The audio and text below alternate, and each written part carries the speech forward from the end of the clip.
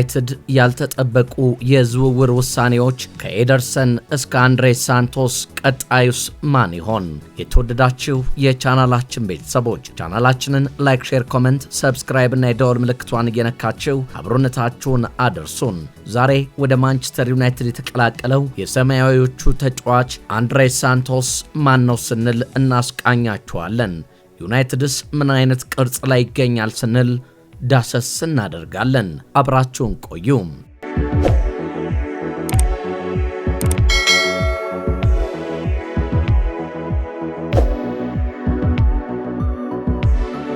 የእንግሊዙ የእግር ኳስ ቡድን ማንቸስተር ዩናይትድ በማይክል ካሪክና ባለፈው ክረምት ባስፈረመው የፊት መስመር ተጫዋቾች ታግዞ የአውሮፓ ቻምፒየንስ ሊግ ተሳትፎውን በማረጋገጥ የ2025-26 የውድድር ዓመትን በውጤታማነት ማጠናቀቁ ይታወሳል።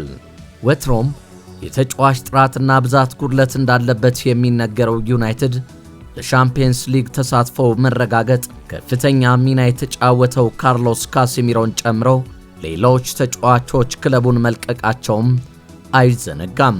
አሁንም ክለቡን የሚለቁ በርካታ ተጫዋቾች እንደሚኖሩ ይጠበቃል። በዚህ የተነሳና በቀጣዩ የውድድር ዓመት በርካታ መርሃ ግብሮችን የሚያደርግ በመሆኑ የሳሳውን ቡድን እንደገና በማዋቀር ጠንካራ ሆኖ የመቅረብ ግዴታ ውስጥ ገብቷል። የካሴሚሮን ተተኪ ከመፈለግ በተጨማሪ ከበረኛ ጀምሮ እስከ አጥቂ ብዙ ቦታ ተጫዋቾችን ማስፈረምም ይጠበቅበታል። ቡድኑ ወደ ታላቁ የአውሮፓ መድረክ መመለሱን ተከትሎ ቡድኑንና ውድድሩን የሚመጥኑ በፕሪሚየር ሊጉና በላሊጋው አንቱታን ያተረፉ ተጫዋቾች እንደሚያስፈርም በተለያዩ መገናኛ ብዙሃኖች ሲነገር ቆይቷል። የኖቲንጋሙ አንደርሰን፣ የኒውካስትሉ ቶናሊ፣ የዌስትሃሙ ማቴዎስ ፈርናንዴዝ ተጠቃሽ ናቸው። ሆኖም ማንቸስተር ዩናይትድ ከፍተኛ ገንዘብ ማውጣት ባለመፈለጉ አይኑን የጣለባቸው ኮከቦች ሁሉ ወደ ተቀናቃኞቹ ማንቸስተር ሲቲና ቶተንሃም ሆትስፐርስ አምርተዋል። በዚህም የተነሳ ባልተጠበቀ ሁኔታ አነስተኛ ዋጋ ያላቸውን ተጫዋቾች ለማስፈረም ከስምምነት ላይ ሲደርስ መስማማቱ በእግር ኳስ ቤተሰቡ ዘንድ ግርምትን መፍጠሩ አልቀረም። ቀደም ብሎም የአትላንታ እግር ኳስ ቡድን የመሃል ሜዳ ተጫዋች የሆነውን ኤንደርሰንን ለማስፈረም ከስምምነት ላይ መድረሱ ተነግሯል። በቅርቡ ካሪንግተን ተገኝቶ የሕክምና ምርመራ እንደሚያደርግም ይጠበቃል።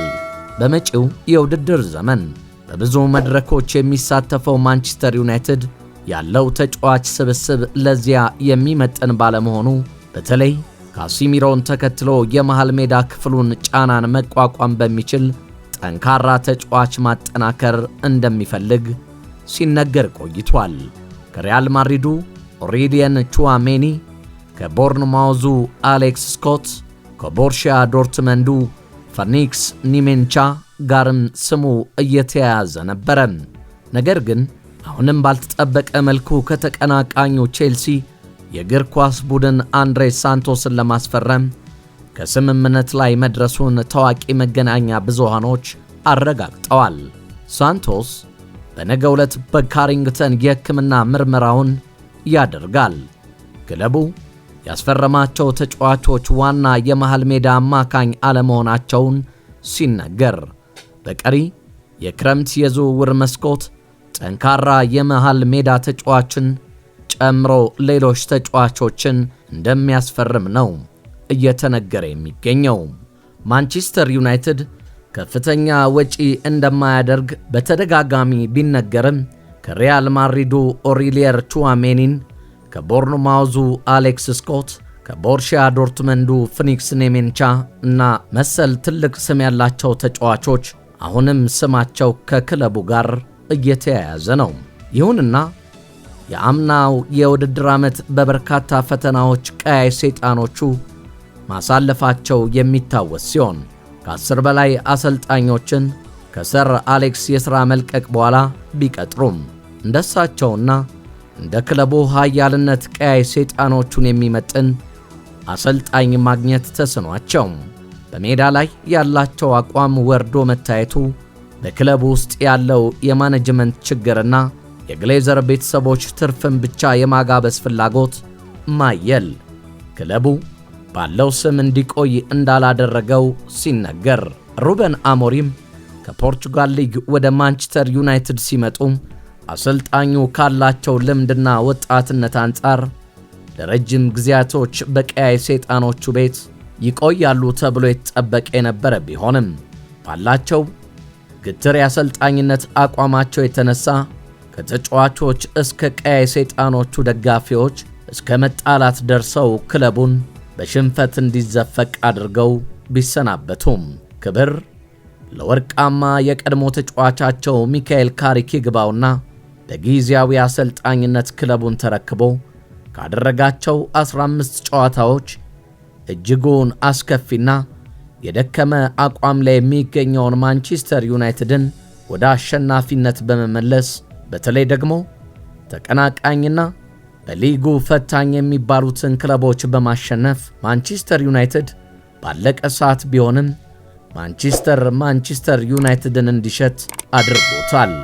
አሁን ሚካኤል ካሪክ በቀያይ ሰይጣኖቹ ቤት የነበረውን ድክመት ለመቅረፍ በዝውውር መስኮቱ እየተሳተፈ የሚገኝ ቢሆንም ክለቡ በርከት ያለ ወጪን ለማውጣት ባልወሰነበት የዝውውር መስኮት በቻለው አቅም ተጫዋቾችን ወደ ክለቡ ለማምጣት እየሰራ ሲገኝ በተጫዋቾቹ ያለው አክብሮትና ፍቅር የተነሳ ማንቸስተር ዩናይትድን በዋና አሰልጣኝነት እየመራ የ2025-26 የውድድር ዘመኑን ለማሳለፍ በቀያይ ሰይጣኖቹ ቤት ብዙ ማድረግና በስማቸው ልክ መስራት ይጠበቅበታል።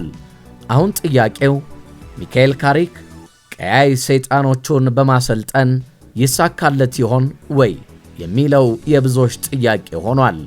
ታዲያ እርሶ በዚህ ጉዳይ ምን ሐሳብ አለዎት?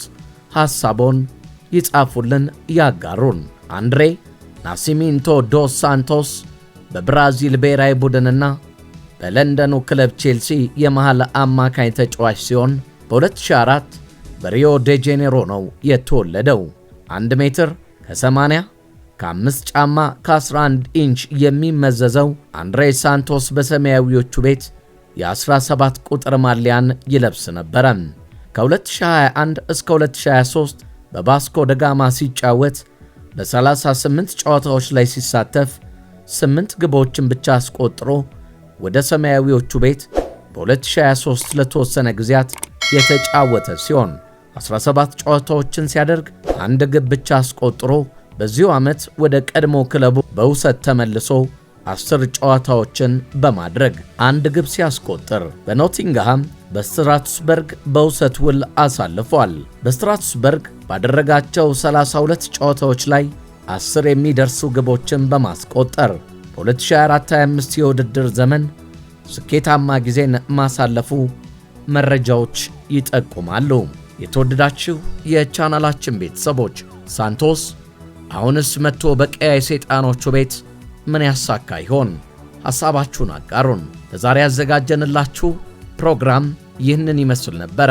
በሌላ ዝግጅት በሌላ አስገራሚ ጉዳይ እስክንገናኝ ደግሞ ቻናላችንን ላይክ፣ ሼር፣ ኮሜንት፣ ሰብስክራይብ እና የደወል ምልክቷን እየነካችሁ አብሮነታችሁ እንድታደርሱን እየጠየቅን በዚሁ ተሰናበትኳችሁ።